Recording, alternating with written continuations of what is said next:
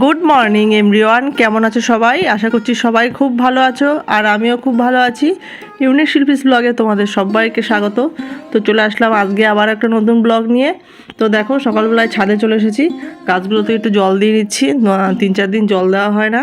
তো ছাদের থেকে চলে এসে এবার নিচে চলে আসলাম। দেখো, সকালে আজকে বানাচ্ছি একটু কফি। তো দুধ রয়েছে ঘরে, তো ভাবলাম একটু কফি খাই। তো চা তো রোজই খাই, মাঝে মাঝে একটুখানি স্বাদটা পাল্টাতে হয়। তো বেশি খাই না, গ্যাস অম্বল হয়। তো চলো এবার কফি খেয়ে নিই, তারপরে বাবাইয়ের আজকে স্কুল আছে, বাবাইকে রেডি করাতে হবে স্কুলে যাওয়ার জন্য। তো চলো দেখতে থাকো।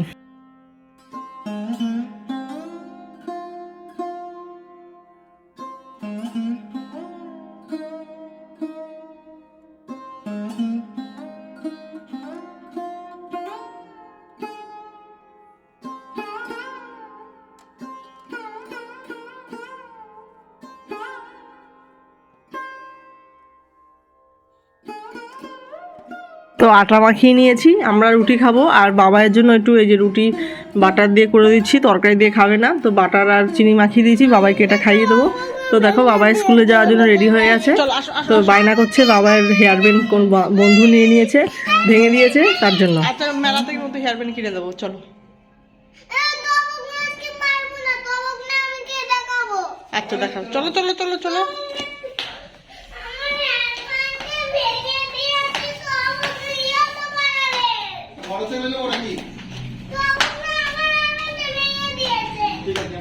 তো বাবাইকে স্কুলে দিয়ে আসার সময় ম্যানেজার বাবু কিছু মুদিখানার মাল নিয়ে এসে দেখো দেখো কতগুলো বিস্কুটের প্যাকেট নিয়ে এসেছে, চিপস নিয়ে এসেছে, আরও কিছু ময়দা, চালের গুঁড়ো, তো এগুলো নিয়ে এসেছে। তো চলো এবার মুদিখানার বাজারগুলো সব ঢেলে নিই, তারপরে রান্নাবান্না করব। আর বাজারেও সবজিও এনেছে কিছু। তো চলো, এখানে আছে কেক, আর নিয়ে এসছে এটা চানাচুরের প্যাকেট।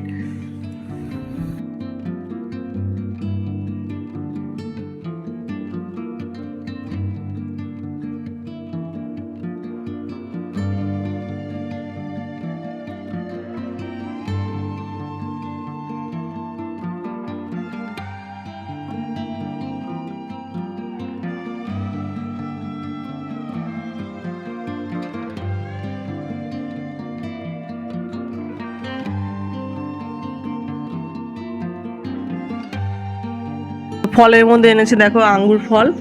আর সবজি কী কী এনেছে দেখো, এখানে আছে শসা, টমেটো, পালং শাক, এটা মেথি শাক, আর আছে হচ্ছে ছোট ছোট নতুন আলু। তো নতুন আলু দিয়ে আলুর দম খাওয়া হবে, তার জন্য।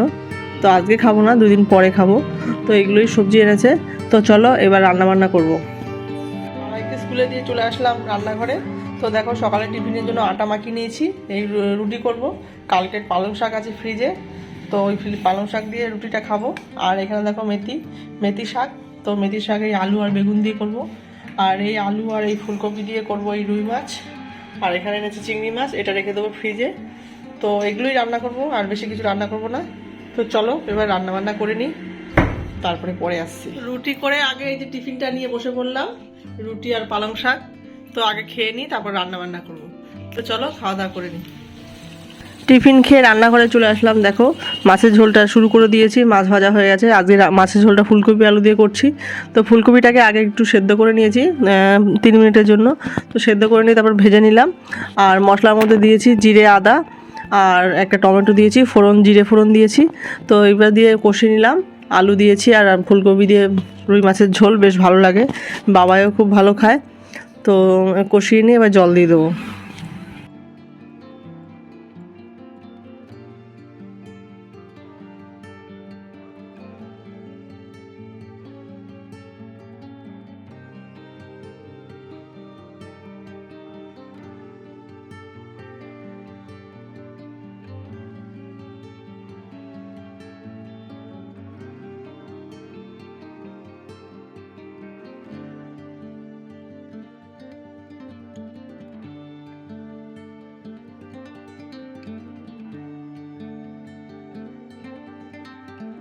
ঝোলটা আমার হয়ে গেছে, এবার নামানোর আগে একটু ধনেপাতা দিয়ে দিচ্ছি, ধনেপাতা দিলে একটা স্বাদ হয়।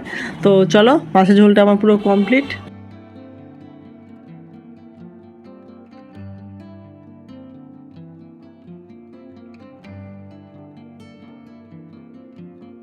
রান্না আমার কমপ্লিট হয়ে গেছে। এই দেখো আলু বেগুন দিয়ে মেথি শাক করেছি, আর এখানে দেখো ফুলকপি আলু দিয়ে রুই মাছ।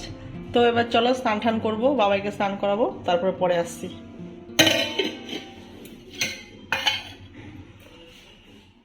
দুপুরে খাওয়া দাওয়া হয়ে গেছে আমাদের, এবার বসে বললাম একটু ফল নিয়ে। দেখো আঙুর ফলগুলো এনেছিল, সেগুলো একটু নিয়ে খাচ্ছি। দেখো বাবাই ওখানে গাড়িতে বসে বসে খাচ্ছে। তো চলো এবার একটু খেয়ে নিই, তারপরে রেস্ট নেব।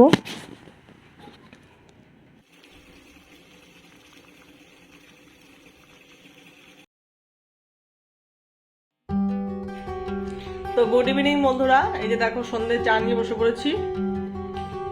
তো এখন চা খাবো, ম্যানেজার বাবু চা নিচে দিয়ে এসছি, বাবাই ঘুমাচ্ছে। তো চলো চা খেয়ে নিই। তো চা খেয়ে চলে আসলাম রান্নাঘরে সন্ধ্যের টিফিন করার জন্য। তো আজকে একটা নতুনত্ব টিফিন করব। তো আজকে করব হচ্ছে ম্যাগি দিয়ে পিৎজা রেসিপি, তো শর্টকাট পদ্ধতিতে। তো চলো এবার ম্যাগিটাকে সেদ্ধ বসিয়ে দিই, 2 মিনিটের জন্য ম্যাগিটা সেদ্ধ হয়ে নিই, তারপরে আসছি।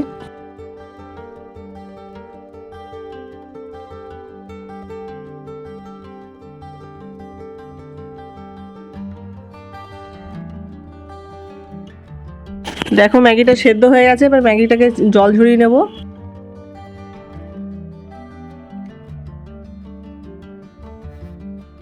জল ঝরানোর পর ম্যাগিটাকে একটু ঠান্ডা জলে ধুয়ে নেব, একটু জলটা ঝরে নিক।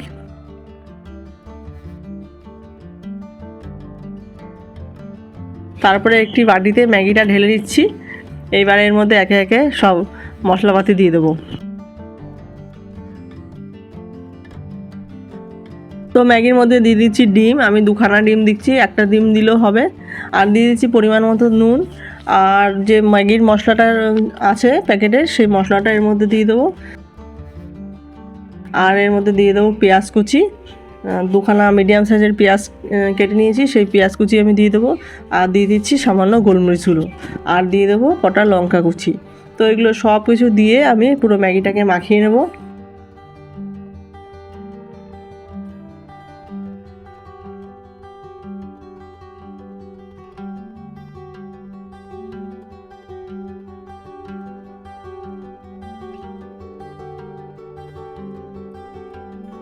ম্যাগিটা আমার মাখানো হয়ে গেছে।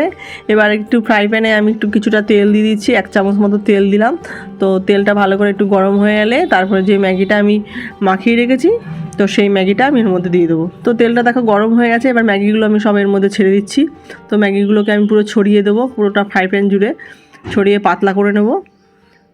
তারপরে এটাকে আমি ঢেকে দিয়ে 6 থেকে 7 মিনিটের জন্য আমি রান্না করব।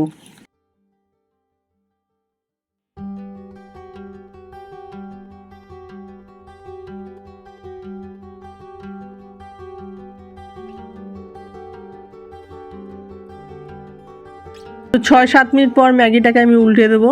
তো একটা থালা দিয়ে এইভাবে দেখো উপর করে নিয়ে উল্টে তারপরে এইভাবে নামিয়ে দিলাম।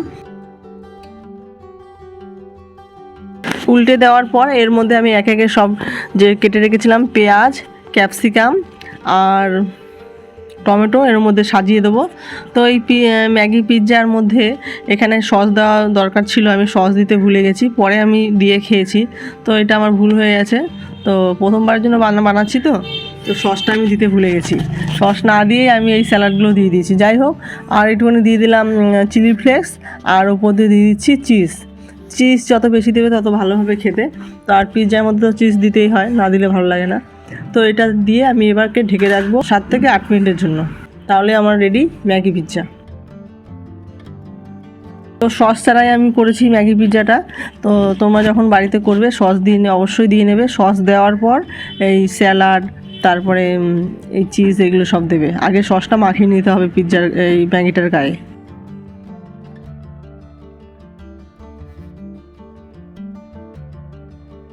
তো ঢেকে দিলাম 7 থেকে 8 মিনিটের জন্য। তো দেখো ঢাকনা খুলে দিয়েছি, আমার পুরোপুরি রেডি ম্যাগি পিৎজা। এবার গরম গরম পরিবেশন করো ম্যাগি পিৎজা।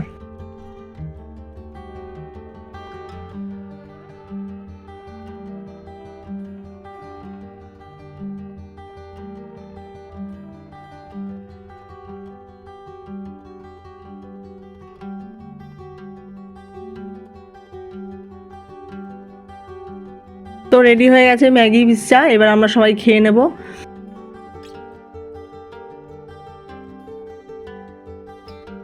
চলে আসলাম আবার রাতের খাবারে। ওই ম্যাগি পিৎজা খেয়ে আর তো খাওয়ার বেশি খুব একটা জায়গা ছিল না, তো এক হাতা করে ভাত নিয়েছি আর মাছের ঝোল দিয়ে খেয়ে নিচ্ছি।